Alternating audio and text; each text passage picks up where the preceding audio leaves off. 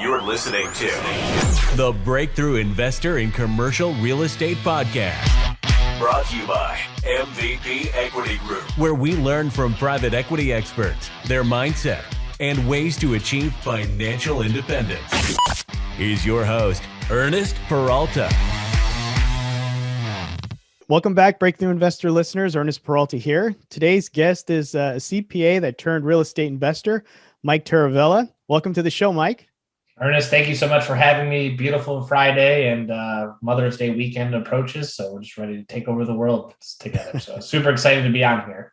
That's right. Mother's Day weekend's coming up. So he's the asset manager for Rand Partners and is responsible for overseeing over $100 million in assets under management. Mike collaborates with vertically integrated property managers to ensure the execution of the portfolio's business plan. And before joining Rand Partners, he has worked 5 years professionally in accounting. His experience ranges from working at Ernst Young to working with Dan Gilbert's startup community at Rock Ventures. So, Mike, again, welcome to the show. Yeah, super excited to be on here and excited to talk real estate, asset management, you name it. So super blessed to be on here with you. Awesome. Well, can you fill our listeners in a little bit more about your backstory? You know, where did you start and where are you now? Yeah. So growing up back in the day, my whole family were teachers or worked for Chrysler, being from Detroit. So it was get the stable job, get the good job.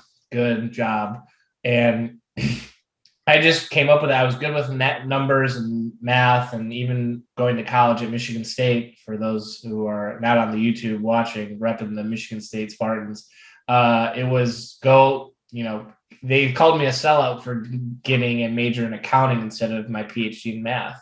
And I just saw how hard my mom worked as a teacher, and I knew she, got paid well as a teacher, but, there was a lot of work that came along with it.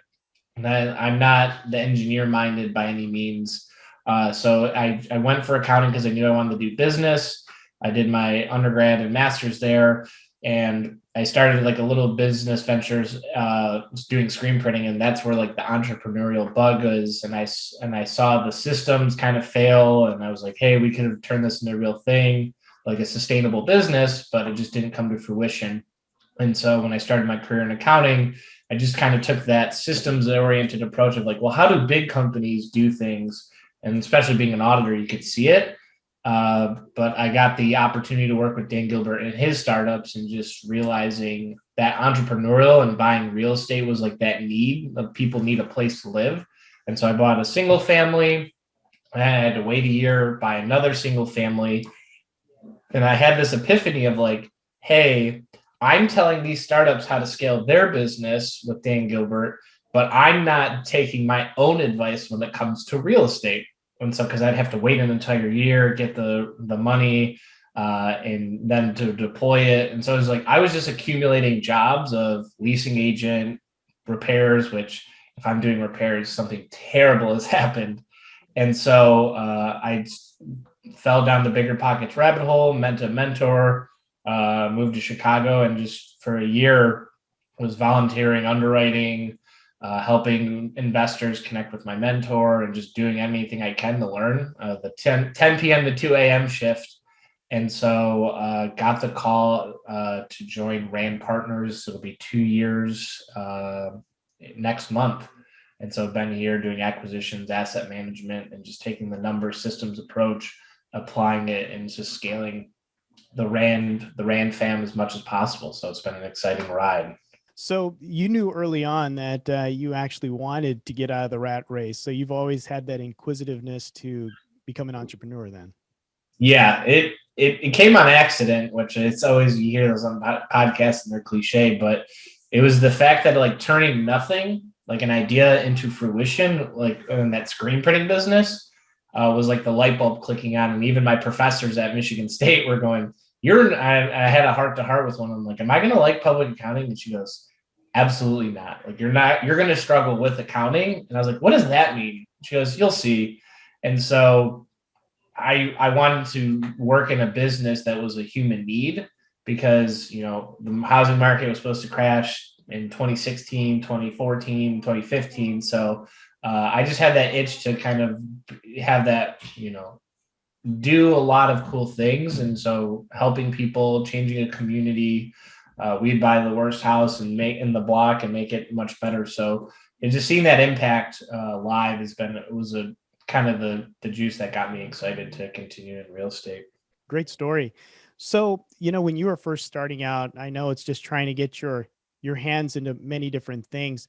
How did you first start out to get into multifamily, and what did you do to provide value to these different investor groups, if you will? That's a great question, because I'm sure I get hit up all the time of what can I do to help you? And I steer people away from that, because it's the worst. Because now I'm tasked to give you a job and give you the skills. So I was volunteering for underwriting. I saw a couple of job posts of like, hey, we're looking to have an underwriter on our team. And being the accounting background, it's similar, but not quite the same of that finance piece. So I volunteered because I'm good with Excel. I had that like identity crisis. I'm like, I don't want to do accounting, but it just like you do what you're good at. And so I was just adding by underwriting. I think I meet with a group Friday, just go through my underwriting. They would help me sharpen the pencil. And so underwriting deals, taking photos at meetups that my mentor had, and just like documenting it and promoting them. Content is king, is like Gary V's of the world and Cardone's of the world. But I think it's just, writing. I was volunteering, writing blog posts for people and just getting credit on that. So, and I even started my own podcast. So I was literally from 10 to 2 a.m. trying to do as much as possible to shorten the curve, because I knew accounting wasn't forever. I don't recommend it unless you're beyond passionate, but I just knew it was a means to an end, and I needed to go head first into something. And so I was not a lot of sleep, but it felt good to add value, learn quickly, get real advice, and even connecting with people like, oh, you have this problem. I know someone who can help solve that problem. So it was just like all of those things, which I know is a lot, but when you're not sleeping, you got to do something productive. Yeah, good point. Validating that with how I was trying to get myself noticed and getting that visibility. So a lot of what you said, I echo that. And then you started getting into asset management. So you're getting some experience under your belt. You're creating content, you got your podcast, and you're doing late night sleeps. You're doing 2-3 shifts, if you will. So now that you've got a property under contract, being that is your role, can you step us through, once you get the keys, what does that process look like after you get the keys to a property? Yeah, absolutely. So I think the biggest thing is first off, congrats for getting the keys, because that part we all know is hard enough. But I think the biggest thing is you have to let your residents know that you're there and it's under new ownership and that you care, because as part of the business plan, you're going to be increasing in, rents, charging for potential other income. But the biggest thing is you have to add value. You can't just hike it up day one and say, take it or leave it, because that leaves a negative connotation. You get the slumlord status, and it's not a good feel. So generally, we're assessing, once we get keys, assessing the property, because obviously when we do inspections, things can change. So we're reassessing and making sure that we receive the property in the condition we thought. Then we're scheduling community events. So with COVID and everything like that, we've been doing outdoor food trucks for free. So it's helping promote local businesses.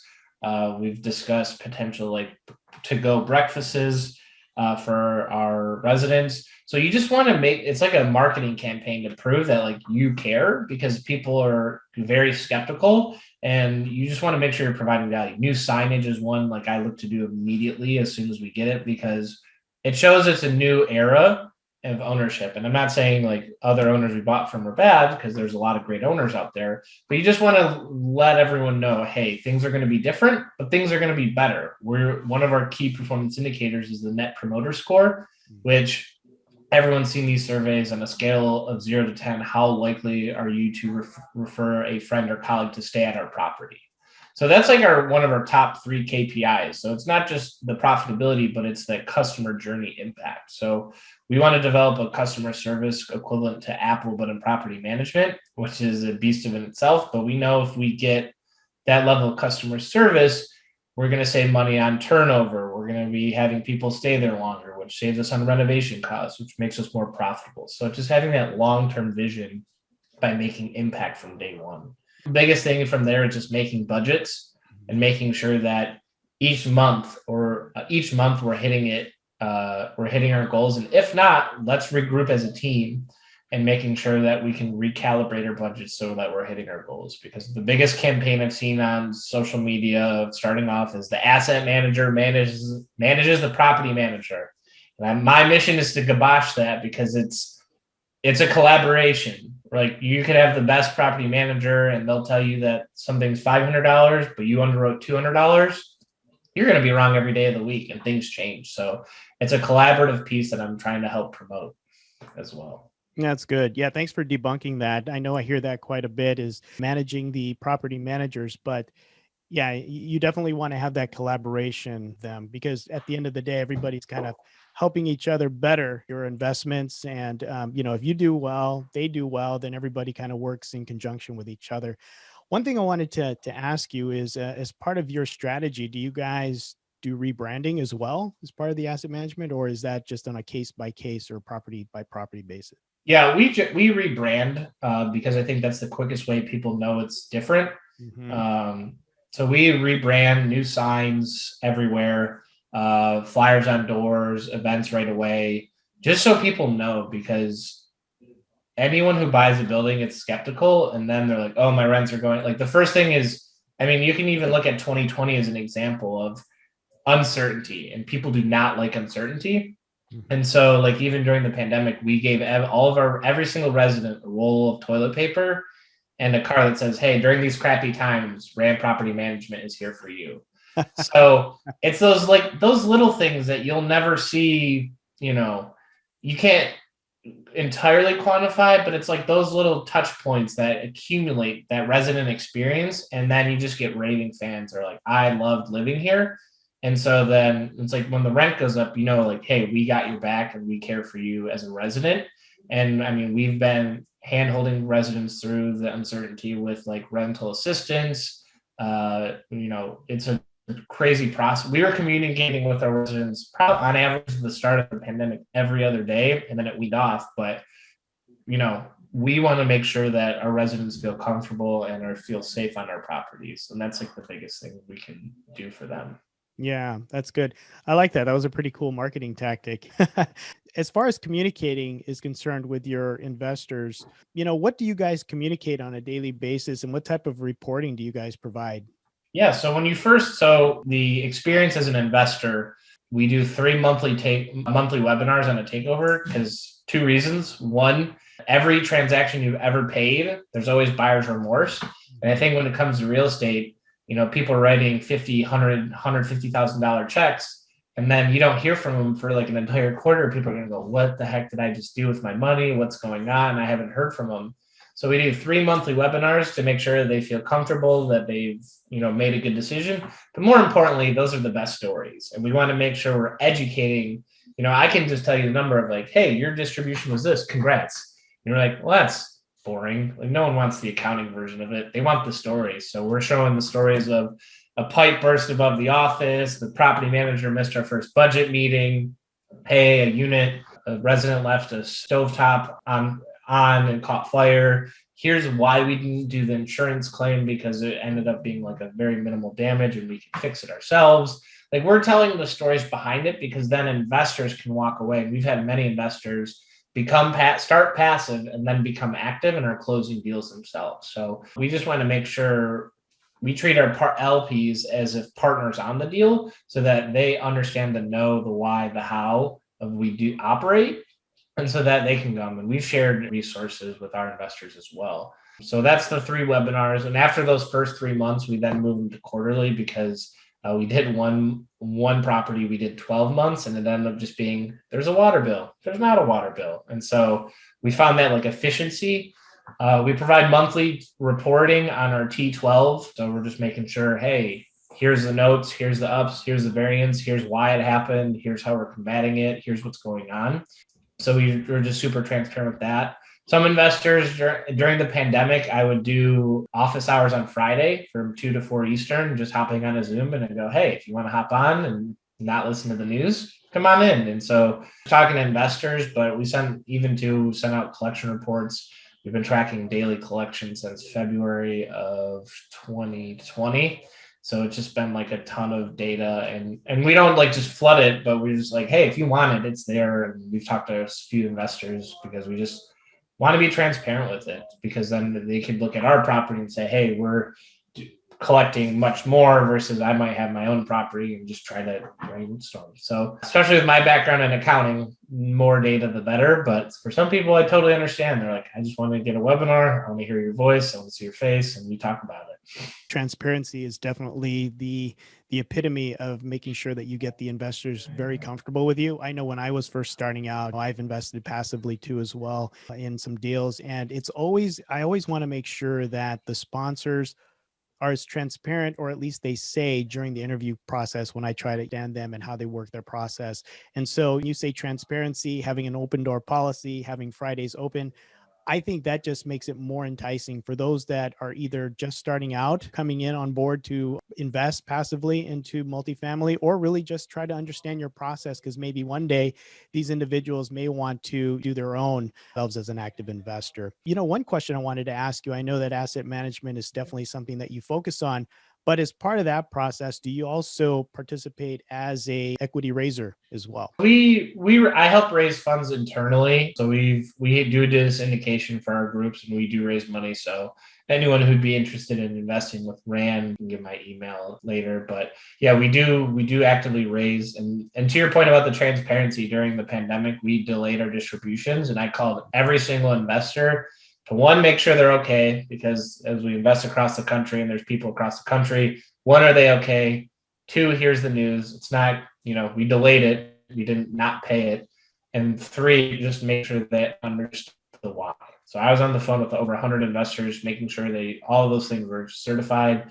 Yeah, we do raise funds internally and we're always seeking investor connections. So if anyone has questions, you can reach out to me at miket@randseries.com. But I always warn people, never label yourself as a capital raiser. Just do it as an investor, because with the SEC, they're policing that. And so you never want to put yourself in a box. And this is not legal advice. Yep. Good point. Yeah. Put that caveat out there. So for those people that are limited partners and investors, what are some of the questions that you can ask a sponsor to make sure that they have a good understanding of what asset management processes are in place? Yeah. So I think it's the feedback rhythm. So my biggest thing is like feedback is like a wave. If you're constantly getting it, there's not going to be any big surprises. But if you don't get it for a while, it's going to be a huge wave of probably not great news. So I think it's just what does your reporting look like on a weekly, monthly, and quarterly basis? Because as an LP, you want to see weekly meetings with your property management. You want to see weekly reporting. What does that look like? We have a pulse document that shows our occupancy, our marketing, our collections, and then our expenses and like turns and stuff. So we have that dialed in on a weekly basis. On a monthly basis, our group is providing monthly statements, making sure we're in line with budget and our distributions. But also we do an internal financial review across the whole portfolio. So I'm presenting our financials to our property managers, and we're noticing trends. Like higher net promoter score generally means higher collections and higher profitability. So stuff like that is just kind of and then the quarterly, we're doing the webinars and stuff. So I think that's kind of a question that allows you as an investor to, one, feel comfortable. Two, I nerd out on systems. So it's like, if they don't have a good answer to that systems question, if they don't have a good system here, what about the rest of their operations? So, but every group is different. So, some groups might just do quarterly webinars, some might just do statements. It all kind of depends on who, and that's the beauty of real estate. You can partner with whomever you want. So if you don't want to be bothered with it, great. If you want a lot of transparency, that's available as well. At least you have options, because people consume data differently, right? So if you've got different types of reporting and how you want to communicate that out, at least you have those options, it seems. Yeah. And investors have given back and given me feedback, and we've tweaked our presentations. They're like, Mike, you can show me every number and I literally will eye glazed over, not care. I'm like, okay, well, for this investor, I might give a little synopsis on it, or I might put in it. Like we're always taking feedback to help our investors easily digest it, because I don't want to give every number and then it turns into an audit, because no one wants that as an experience. So for me, it's just, how do I make it super easy, digestible, and fun? Because let's be honest, like, we're not doing this just to collect a check. It's kind of like an interaction and a true partnership. Yeah, exactly. And getting to know your investors too, a little bit more on a personal level. So, Exactly. yeah.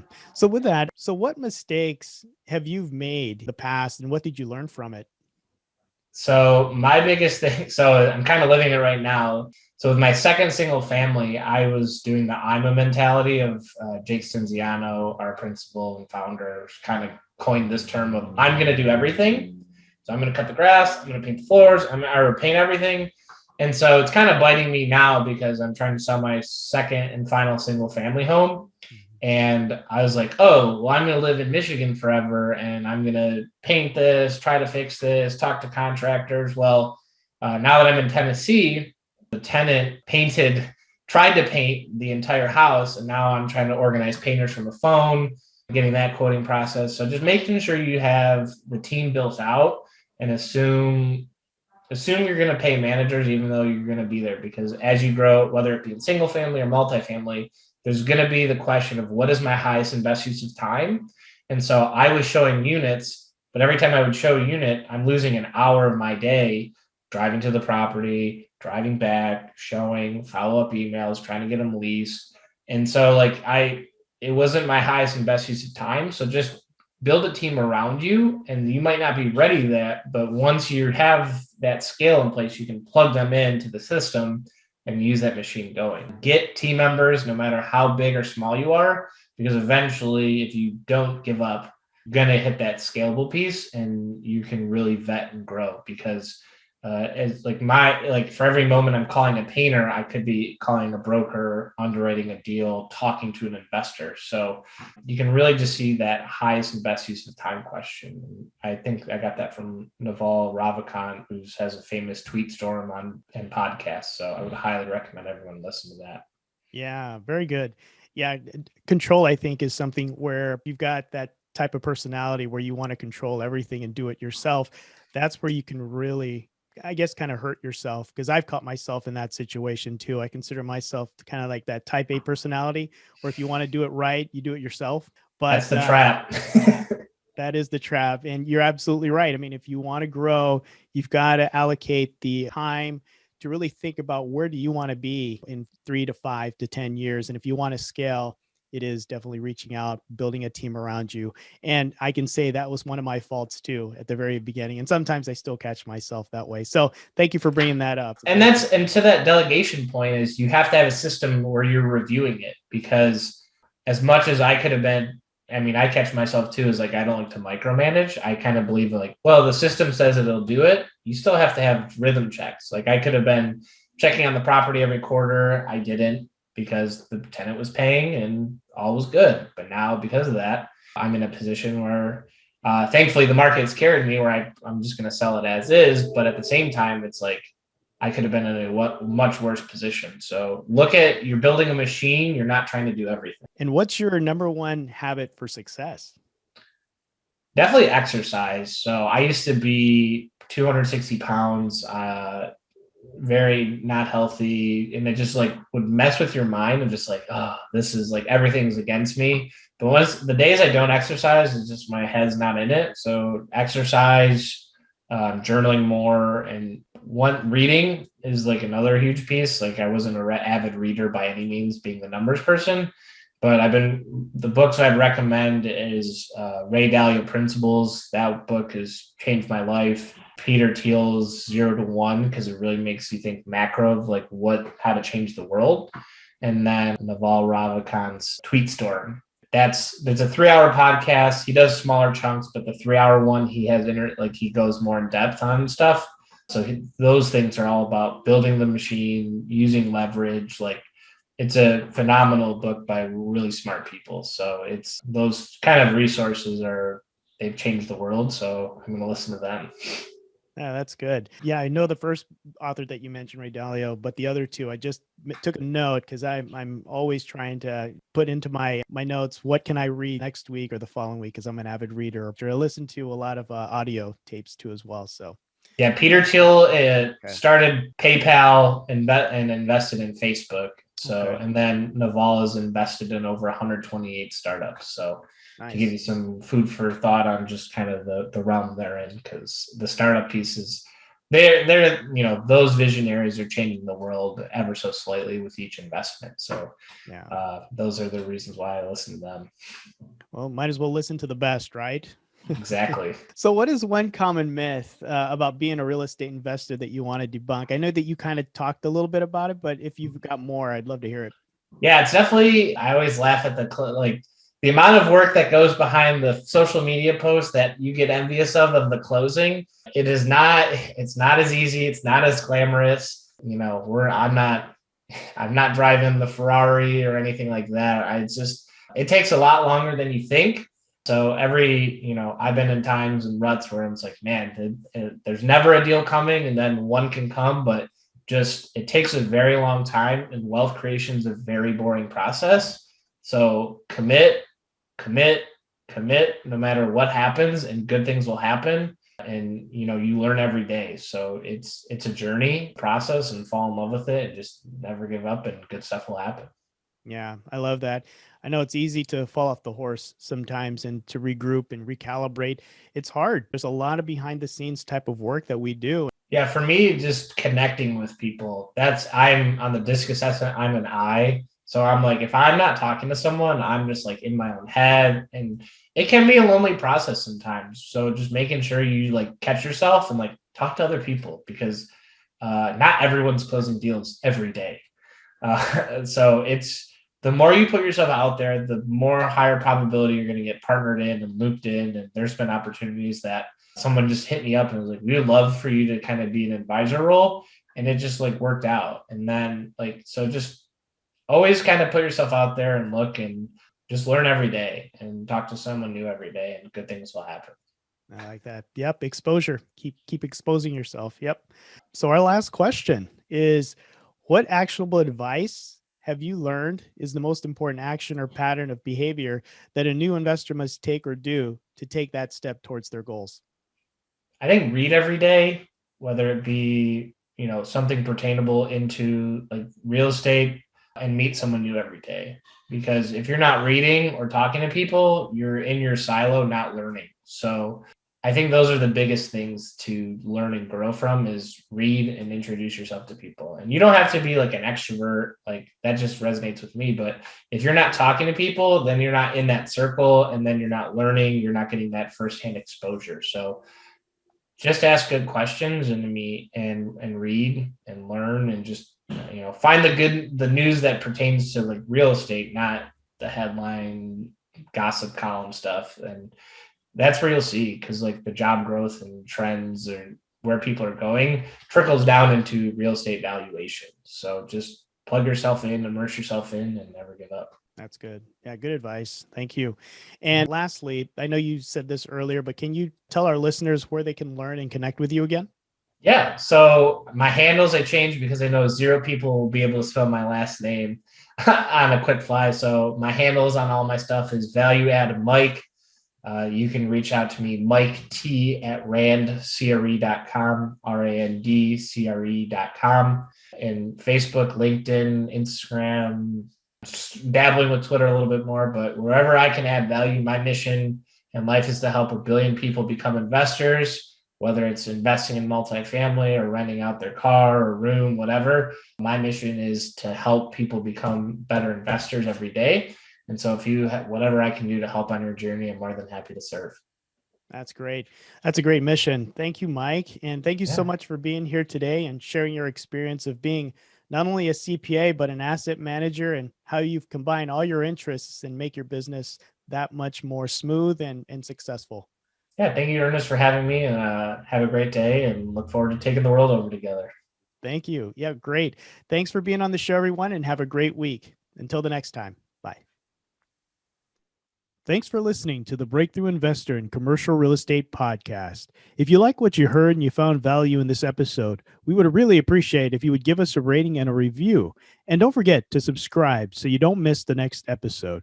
For those of you that are interested in investing passively in these types of deals, in solid cash flowing commercial real estate throughout Arizona and Texas, as well as Idaho and Colorado, then visit us at mvpequitygroup.com. Fill out the investor interest form. That's mvpequitygroup.com. If you close on a multifamily deal or any other type of commercial property in the past 12 months and you want to be on this podcast, then send us an email on our Contact Us page for details. Thanks.